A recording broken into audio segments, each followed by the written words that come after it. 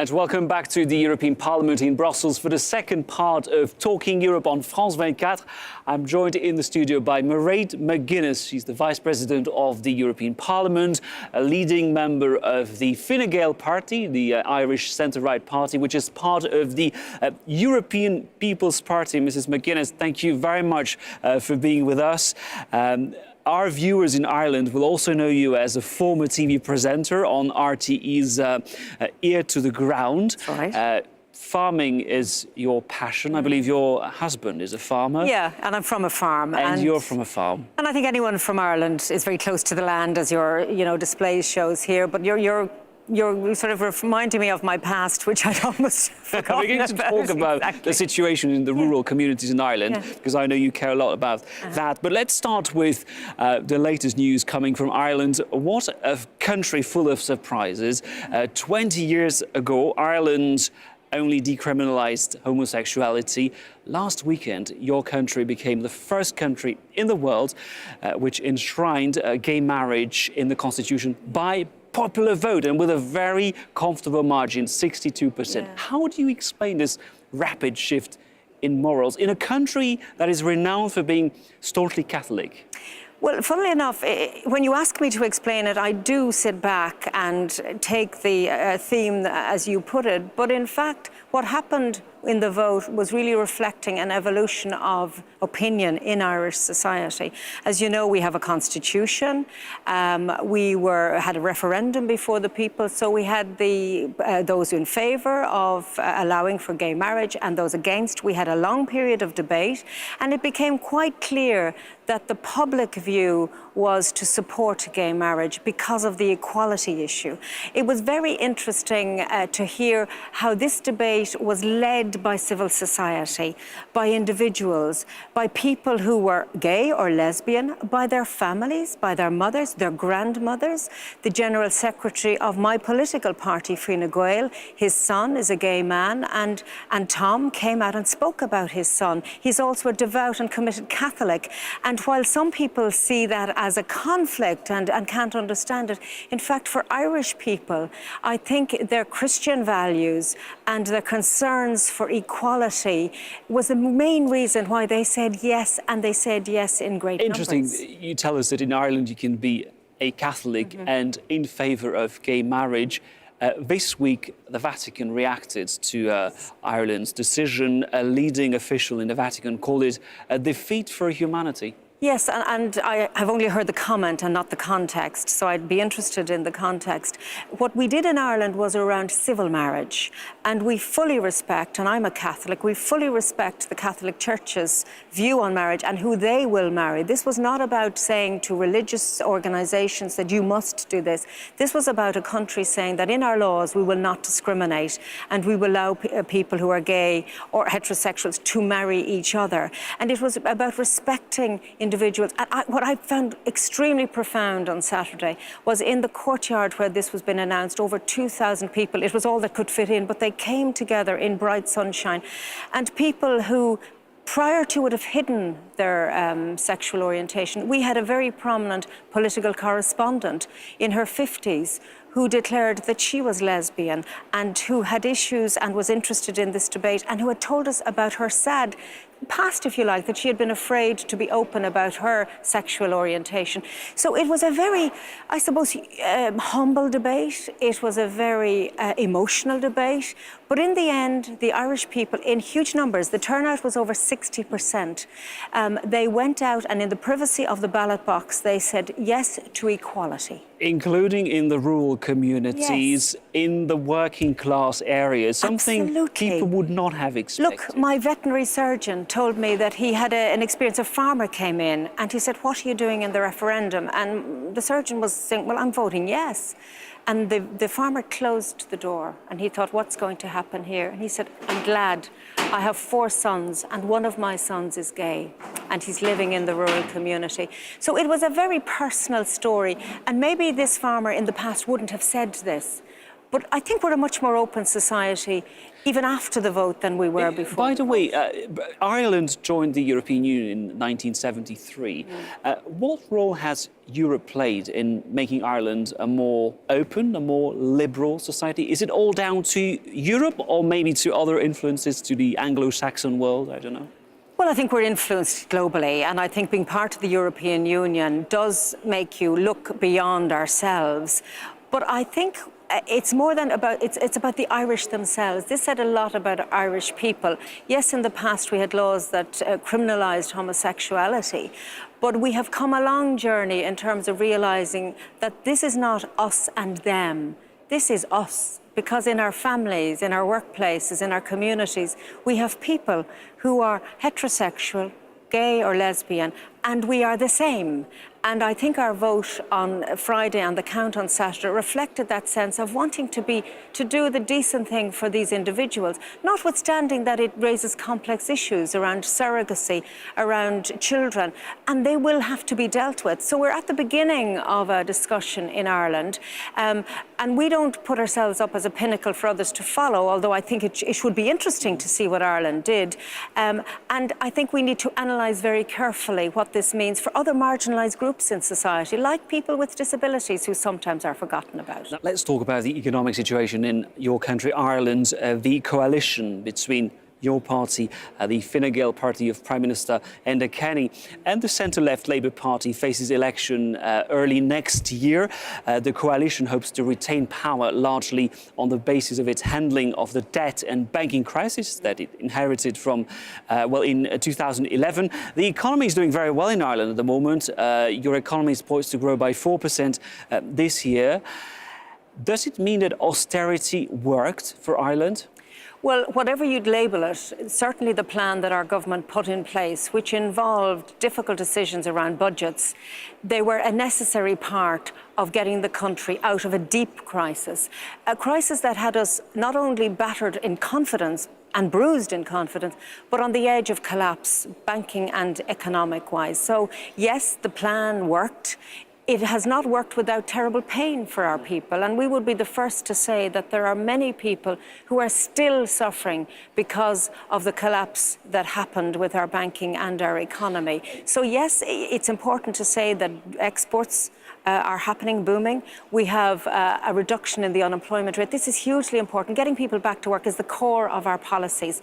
The more people in work, the more taxes are raised, the more we can spend. So it is part of a strategy that is not complete, that will take another term in office, and we would hope that the people will see that there was results delivered by the policies, notwithstanding that there was great pain involved in that process. And precisely, not everyone's happy. A recent opinion poll puts support for Sinn Fein at 21%, making it the second largest party in the Republic. Now, Sinn Fein is trying to rebrand itself as a respectable party, as an anti-austerity party, very much inspired by the likes of Syriza and Podemos.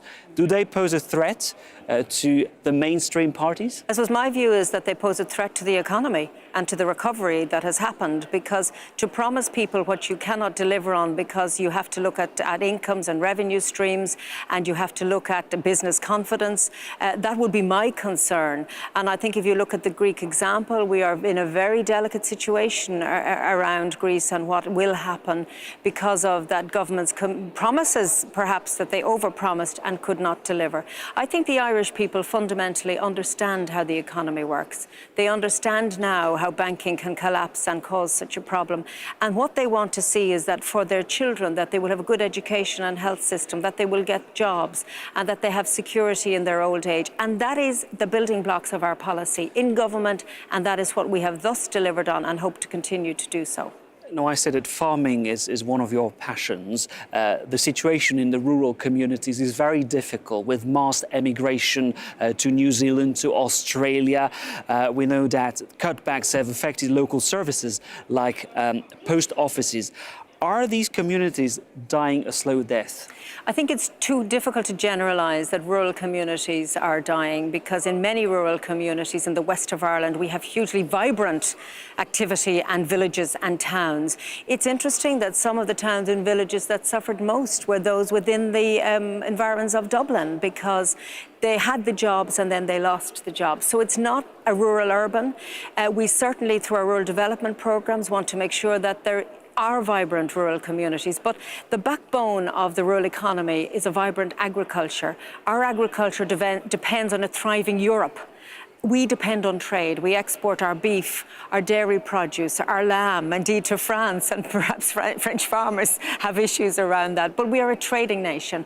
Our farmers are poised to increase production to meet global demand, and therefore I would believe on the back of that sustained production increase and more efficient outputs, we will have a vibrant rural economy. But what's really important sometimes is broadband, so that people can create businesses in the rural areas.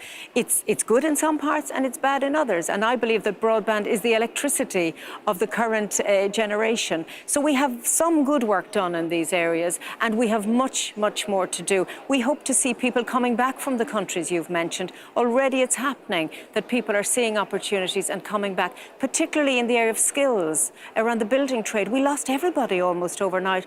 We actually have a shortage of skilled labour in this sector. So look, there is a recovery. It is not uniform, and it's not as strong as I want it to be. But my goodness, when I look back to where we were in 2011, we are a different country.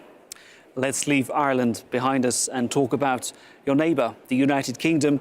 David Cameron was on a mission this week. The British Prime Minister toured a number of European capitals, including Paris and Berlin.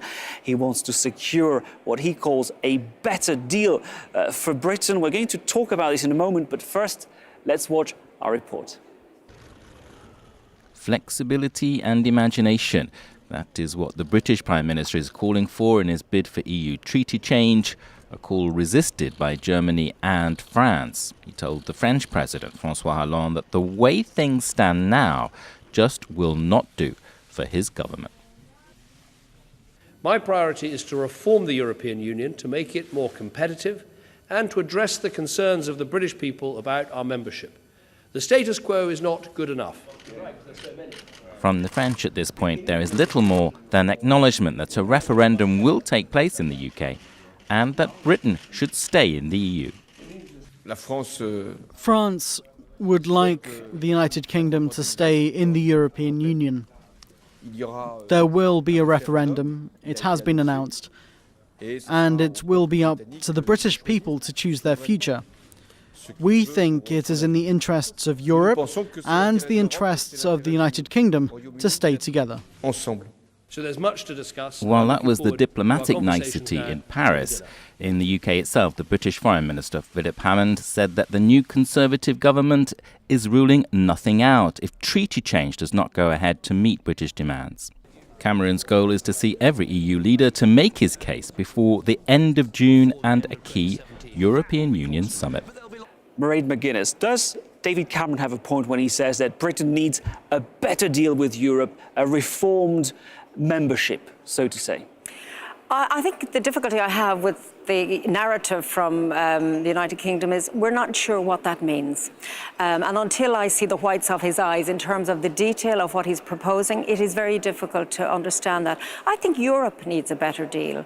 I think Europe has taken quite a battering in the last 5 years in particular. I think many of our citizens are disillusioned, and we need to reinvigorate a spirit of what the European Union is about by connecting better the issues we deal with, even in this Parliament, with people on the ground. So, yes, David Cameron has made a commitment, and there will be a referendum in the United Kingdom, and maybe we need that, because we need to know. You want to settle the issue once and for all? Yes, if ever you can settle anything once and for all. There's always been a slightly distant relationship, yet I think the United Kingdom business, its finance sector, its agriculture understands the importance of the European Union.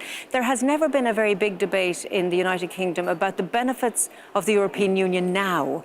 So one MEP from the Conservative Party said to me very recently, look, we will go to the people, but we will tell them about the benefits of being in the European Union now, and then we'll tell them about the deal we've struck and how good it's going to be in the future. So you know, it is a risk. There's a political risk here. But I think we're all willing and want to work with the United Kingdom. He also has a problem of the United Kingdom remaining united because of the Scottish question. Absolutely. So there's very big politics at play here, not just European, but also internally. And when David Cameron says he wants a better deal, essentially he wants less Europe. At the moment, Britain isn't in the euro, it's not in Schengen, it has a series of opt-outs, a rebate. You say you want a better deal, but that's not the same view. He wants less, you would like more Europe, is that correct? I mean, I think the less and more is a bit facile in terms of I want better. That's what I want.